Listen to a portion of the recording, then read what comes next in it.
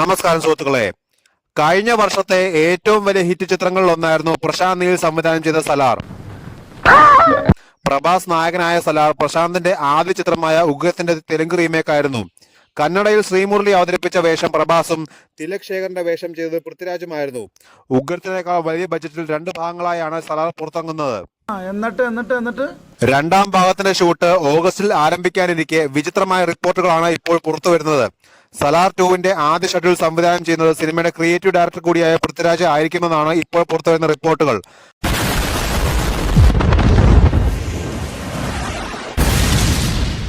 Junior NTRനെ നായകനാക്കി പ്രശാന്ത് സംവിധാനം ചെയ്യുന്ന ചിത്രത്തിന്റെ ഷൂട്ട് പൂർത്തിയാകാത്തതിനാലാണ് പൃഥ്വിരാജ് സംവിധായകന്റെ ചുമതല ഏറ്റെടുക്കുന്നത്. എന്നാൽ പ്രൊഡക്ഷൻ ഹൗസായ ഹോംബാലെ ഫിലിംസ് ഈ റിപ്പോർട്ടിനോട് പ്രതികരിച്ചിട്ടില്ല. മോഹൻലാൽ നായകനാകുന്ന എമ്പുരാനാണ് പൃഥ്വി ഇപ്പോൾ സംവിധാനം ചെയ്യുന്നത്. 2019 ഹിറ്റ് ചിത്രമായ ലൂസിഫറിന്റെ രണ്ടാം ഭാഗമാണ് എമ്പുരാൻ. UK, അമേരിക്ക എന്നിവിടങ്ങളിൽ ആദ്യ ഷെഡ്യൂൾ ഷൂട്ട് ചെയ്ത എമ്പുരാൻ ഇപ്പോൾ ഗുജറാത്തിൽ ഷൂട്ടിംഗ് പുരോഗമിച്ചുകൊണ്ടിരിക്കുകയാണ്. അതേസമയം കൽക്കി 2898 AD നൽകിയ ഗംഭീര വിജയത്തിന് ശേഷമാണ് പ്രഭാസ് സലാറിൽ ജോയിൻ ചെയ്യുന്നത്. പ്രഭാസിനും പൃഥ്വിക്കും പുറമെ ശ്രേയ റെഡ്ഡി, ബോബി സിംഹ, ജഗപതി ബാബു, ഈശ്വരി റാവു, സുധി ഹാസൻ തുടങ്ങിയ വൻ താരനിരയാണ് സലാറിലുള്ളത്. ഖാൻസാർ എന്ന സാങ്കല്പിക രാജ്യത്തിന്റെ രണ്ട് വംശങ്ങൾ തമ്മിലുള്ള പകയുടെ കഥയാണ് സലാർ പറയുന്നത്. 500 കോടിയാണ് ആദ്യ ഭാഗം കളക്ട് ചെയ്തത്. 2026 രണ്ടാം ഭാഗം പുറത്തിറങ്ങുമെന്നാണ് അണിയറ പ്രവർത്തകർ അറിയിച്ചിരിക്കുന്നത്. സിനിമാ മേഖലയിലെ പ്രശ്നങ്ങളെ കുറിച്ച് പഠിക്കാൻ നിയോഗിച്ച ജസ്റ്റിസ് ഹേമ കമ്മീഷൻ റിപ്പോർട്ട് പുറത്തുവിടാൻ വിവരാവകാശ കമ്മീഷന്റെ ഉത്തരവ്. RTI നിയമപ്രകാരം വിലക്കപ്പെട്ടവ ഒഴിച്ച് ഒരു വിവരവും മറച്ചു വെക്കരുതെന്നും സംസ്ഥാന വിവരാവകാശ commission doctor A Abdul Hakeem പുറത്തുവിട്ട ഉത്തരവിൽ പറയുന്നു. റിപ്പോർട്ട് പുറത്തുവിടുമ്പോൾ അത് വ്യക്തികളുടെ സ്വകാര്യതയിലേക്ക് കടക്കുന്നതാകരുത്. ഉത്തരവ് പൂർണ്ണമായി നടപ്പിലാക്കിയെന്ന് ഗവൺമെന്റ് സെക്രട്ടറി ഉറപ്പാക്കണമെന്നും വിവരാവകാശ കമ്മീഷൻ പറയുന്നു. സിനിമാ മേഖലയിൽ സ്ത്രീകൾ നേരിടുന്ന പ്രശ്നങ്ങളും നീതി നിഷേധങ്ങളും തൊഴിൽ സാഹചര്യങ്ങളും ഒക്കെ പഠിക്കാൻ രാജ്യത്ത് ആദ്യമായി രൂപീകരിച്ച കമ്മീഷനാണ് ഹേമ കമ്മീഷൻ. സിനിമാ രംഗത്തെ വനിതാ കൂട്ടായ്മയായ വിമൻ ഇൻ സിനിമ കളക്ടീവ് നൽകിയ നിവേദനത്തിന്റെ അടിസ്ഥാനത്തിലാണ് കമ്മിറ്റി രൂപം കൊണ്ടത്. മുൻ ഹൈക്കോടതി ജഡ്ജി K ഹേമ, നടി ശാരദ, റിട്ടയർ IAS ഉദ്യോഗസ്ഥ KB വത്സലകുമാരി എന്നിവരടങ്ങിയ 3-അംഗ സമിതി ഏറെ ശ്രദ്ധയാണ് തുടക്കം മുതലേ നേടിയത്. 2019 നിയോഗിച്ച സമിതി 6 മാസത്തിനുള്ളിൽ റിപ്പോർട്ട് സമർപ്പിക്കണമെന്നായിരുന്നു സർക്കാരിന്റെ നിർദ്ദേശം. 2 വർഷം പിന്നിട്ടിട്ടും റിപ്പോർട്ടിന്മേൽ ചർച്ചകൾ ഉണ്ടാവുകയോ നടപടി എടുക്കുകയോ ചെയ്യുകയുണ്ടായിരുന്നില്ല. മാത്രമല്ല, റിപ്പോർട്ട് പുറത്തുവിടാൻ WCC ആവശ്യപ്പെട്ടെങ്കിലും സർക്കാർ തയ്യാറായിരുന്നില്ല. ബാലതാരമായി സിനിമയിലേക്ക് എത്തിയ നടനാണ് കമൽഹാസൻ. ആദ്യ ചിത്രത്തിൽ തന്നെ മികച്ച ബാലതാരത്തിലുള്ള ദേശീയ അവാർഡ് നേടിയ താരം തന്റെ കരിയറിൽ ചെയ്യാത്ത വേഷങ്ങളൊന്നും ബാക്കിയില്ല. 64 വർഷത്തെ കരിയറിൽ 230 ചിത്രങ്ങളിൽ അഭിനയിച്ച കമൽഹാസൻ സിനിമയിൽ കൈവയ്ക്കാത്ത മേഖലകളില്ല. സിനിമയിലൂടെ തന്നെ രാഷ്ട്രീയ കാഴ്ചപ്പാടുകളും താരം പലപ്പോഴും പ്രകടിപ്പിക്കാറുണ്ട്. ഞാനൊരു നിരീശ്വരവാദിയാണെന്ന് പലപ്പോഴും പറഞ്ഞിട്ടുള്ള താരത്തിന്റെ പുതിയ പ്രസ്താവനയാണ് ഇപ്പോൾ സോഷ്യൽ മീഡിയയിൽ വൈറൽ. ദൈവമില്ലാതെ 54 വർഷത്തോളം ജീവിച്ച ആളാണെന്ന് താനെന്നാണ് കമൽഹാസൻ പറയുന്നത്.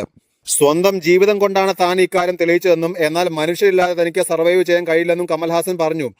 പ്രേക്ഷകരാണ് തനിക്ക് എക്കാലവും ജീവിക്കാനുള്ള പ്രേരണയാകുന്നതെന്നും അവരില്ലാതെ തനിക്ക് ജീവിക്കാൻ കഴിയില്ലെന്നും കമൽഹാസൻ കൂട്ടിച്ചേർത്തു. ഇന്ത്യൻ 2വിന്റെ പ്രമോഷനുമായി ബന്ധപ്പെട്ട് ഒരു ഓൺലൈൻ മാധ്യമത്തിന് നൽകിയ അഭിമുഖത്തിലാണ് താരം ഇക്കാര്യം പറഞ്ഞത്.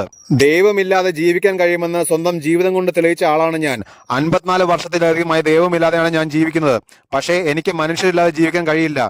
ചുറ്റിനും മനുഷ്യരില്ലെങ്കിൽ എങ്ങനെ സർവൈവ് ചെയ്യുമെന്ന് എനിക്കറിയില്ല. ഉറങ്ങുന്ന സമയത്ത് പോലും ഞാൻ മനുഷ്യരെയാണ് സ്വപ്നം കാണുന്നത്.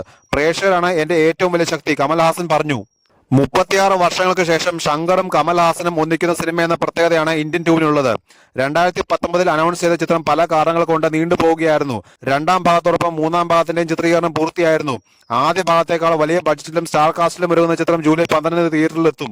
മലയാളത്തിലെ ഹിറ്റ് സിനിമകളിൽ ഒന്നാണ് 2005 പുറത്തിറങ്ങിയ തൊമ്മനും മക്കളും. ഷാഫി സംവിധാനം ചെയ്ത സിനിമ ആ വർഷത്തെ ഏറ്റവും കൂടുതൽ കളക്ഷൻ നേടിയ സിനിമകളിൽ ഒന്നായിരുന്നു. മമ്മൂട്ടി, ലാൽ, രാജൻ P. ദേവ് എന്നിവരായിരുന്നു ചിത്രത്തിലെ പ്രധാന താരങ്ങൾ.